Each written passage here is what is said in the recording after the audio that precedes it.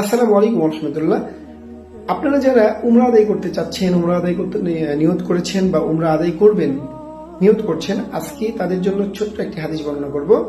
আশা করি আমার এই হাদিসটি শোনার পরে অবশ্যই আপনারা উপকৃত হবেন। হাদিসটি হলো বুখারী শরীফের 1863 নম্বর হাদিস। এখানে বর্ণনা হয়েছে হযরত ইবনে আব্বাস রাদিয়াল্লাহু আনহু হতে বর্ণিত। তিনি বলেন, রাসূলুল্লাহ সাল্লাল্লাহু আলাইহি ওয়াসাল্লাম বলেছেন, রমজান মাসে উমরা আদায় করা একটি ফরজ হজ আদায় করার সমান, অথবা আমার সাথে হজ আদায় করার নেই। সুবহানাল্লাহ। আপনারা যারা উমরা আদায় করতে চাচ্ছেন অবশ্যই রমজান মাসে করার চেষ্টা করবেন, কেননা ফজিলতপূর্ণ এবং খুবই পবিত্র একটি মাস। এটা আমরা সবাই জানি।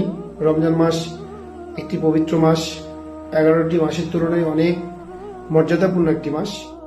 আমার এই ভিডিওটি যদি আপনাদের ভালো লাগে অবশ্যই শেয়ারের মাধ্যমে অন্যদের কাছে পৌঁছে দিবেন, যেন অন্যরা উপকৃত হতে পারে। সবাই ভালো থাকবেন, সুস্থ থাকবেন। আল্লাহ হাফেজ।